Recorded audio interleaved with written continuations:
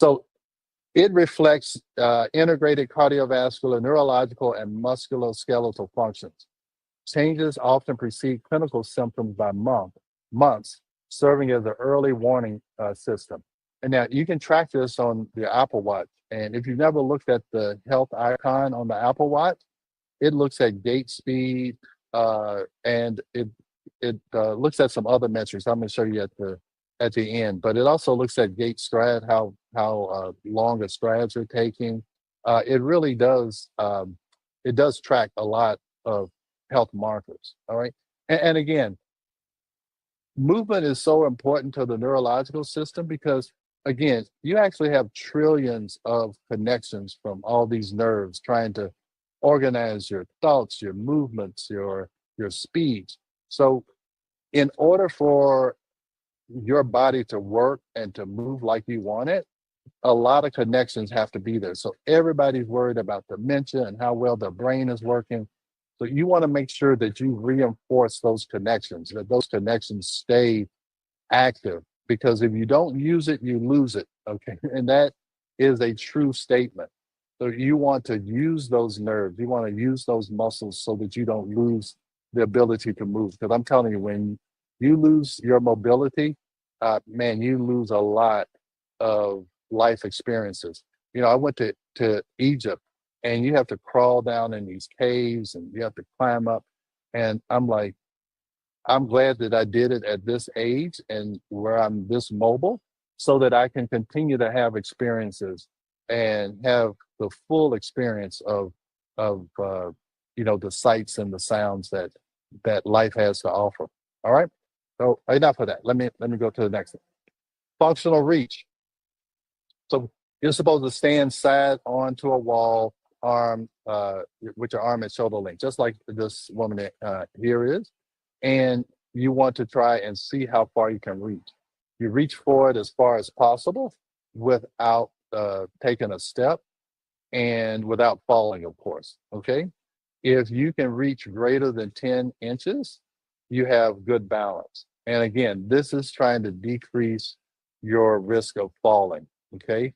How well can you reestablish balance if you miss a step when you're going up or down the steps?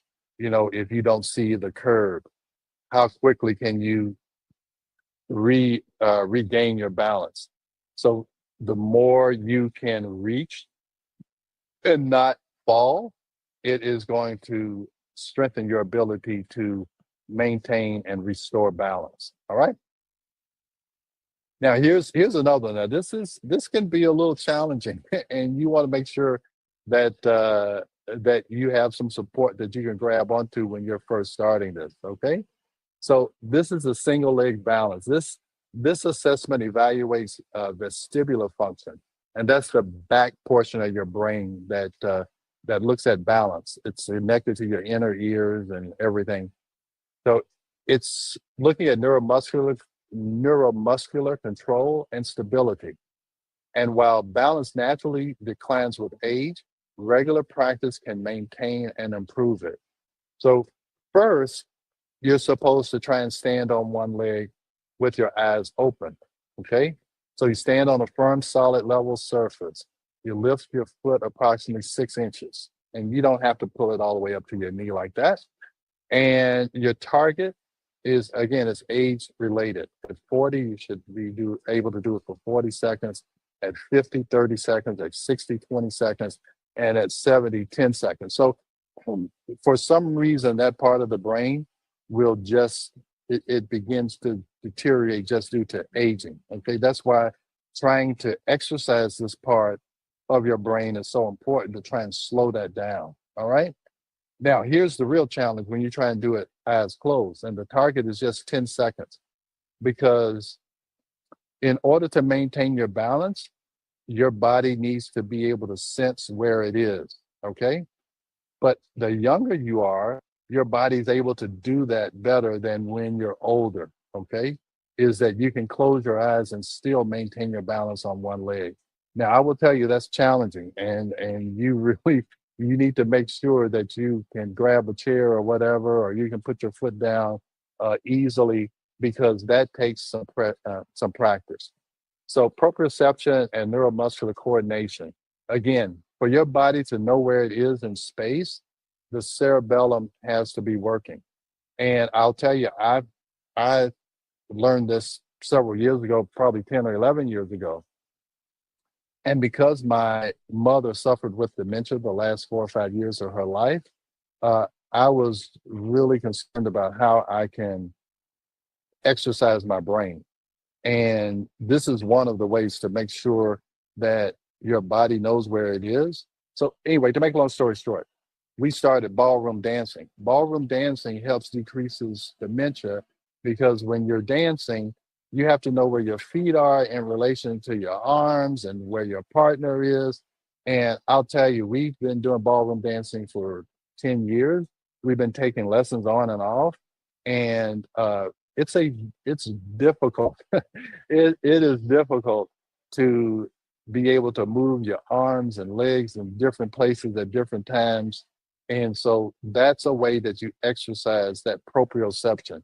Where are my feet in relation to my environment? Where are my arms?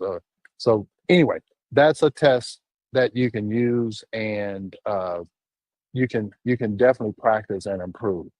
All We right. also want to remind everyone, please do this if your legs and knees are in full Yes. function. Do it Yes. within Yes. your restraint, please. Don't try to do it if Exactly. your legs or knees aren't in full Right. function. Right. As we said at the beginning and the end of all of these podcasts, I'm just giving you suggestions. Yes, you need to talk to your doc. Yeah, if you're about to have a knee replacement next week, don't don't do this right now. Okay, let's wait till we know that your body is functioning semi normally, and then we can talk about improving it. So anything that needs to be repaired, let's get it repaired, and this would be a part of the long term rehab, process. All right,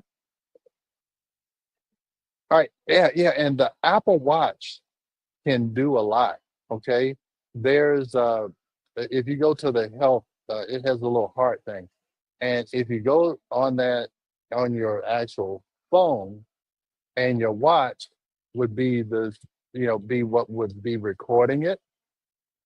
uh, there's a lot of things that you can find there. That's what I'm saying. Gait speed, and it's actually measuring it even when you don't know it's measuring it. So you can go, and if you've been wearing your watch for I don't know how long, it's actually keeping a record of that, and you can look at what the trend is, and you can start actually paying attention to that.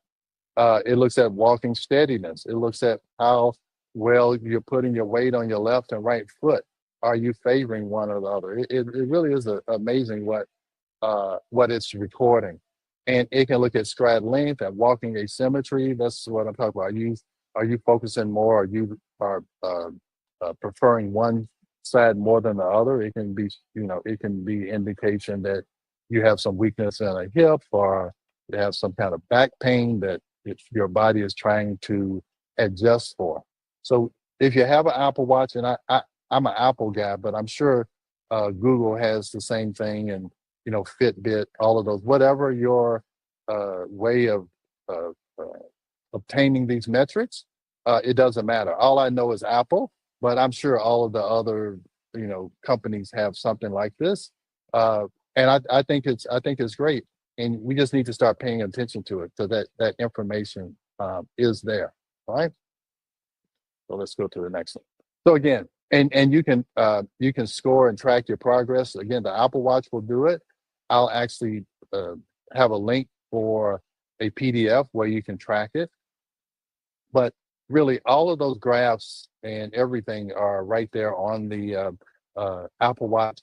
So I think it's really important. Again, you want to see where you're improving, and if you're not improving in an area, you want to focus on trying to, you know, improve that area. Don't, uh, if you don't have information, you don't really know which path you need to follow.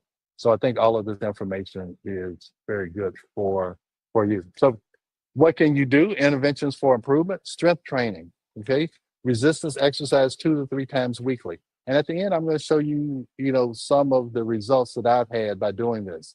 I work with my trainer 2 days out of the week on Wednesdays and Saturdays, and I'll show you some of my results. And you want to focus on grip strength. He has me, doing pull-ups. I got to have a strong grip for that. All right. You want to focus on grip. You want to focus on leg. I hate leg day, but he makes me do it. I have to do my squats and do all of the leg stuff. And you have to work on your core. So you use progressive overload by gradually increasing the weight as you adapt. And I think that's why you need a trainer, because he pushes me. I will say, hey, look, I don't think I can do this 8 times. And then I do it 8 times and I'm so excited, and I don't think I can do this at this weight. And he says, let's give it a try. So now I've learned to stop saying that I don't think I can do that, because I think I told you last time, if you go in there and think you can't lift that weight, you're never going to lift it. All right. Now, the other thing you can do, there's peptides. All right. Peptides like a Pithaline, and that's going to be a part of our longevity program. A Pithaline increases something called telomeres, and telomeres are the tips of your DNA chromosomes. And everybody talks about it's like the tip of a shoelace that protects the shoelace from unraveling. Well, the telomeres, what they do is they keep the DNA from unraveling. You can think of it like that, because the shorter the telomeres, the shorter your lifespan. So you want to increase your telomere length. You can do that with some of these things I'm talking about, the strength training, the meditation, all of that. But you can also do it with peptides. And the Pithaline is one that increases telomere length. And I think it's a part of any longevity program. You do it. It's an injection that you give yourself 10 days twice a year for the first year. And then you can do it like once a year, once every 2 or 3 years. And there's tests you can do to look at telomere length. That's one of the tests we can provide. And then there's a peptide called BPC 157 that supports tissue repair and recovery. So if you do have a knee operation or anything like that, BPC 157 helps to increase your ability to repair tissues. And consistent tracking is to really pay attention to these metrics. And it's just like when I go to the gym and I'm able to lift something that I wasn't able to lift before, it gives you that small victory that motivates you to keep going. Okay, so that's why I think measuring is so important. So expect nonlinear improvements. You're not going to always have a good day. Sometimes I can go in there and lift the weights, and then sometimes I'm just not feeling it. And you want to have a trainer who can kind of tell that and doesn't push you when you don't need to be pushed.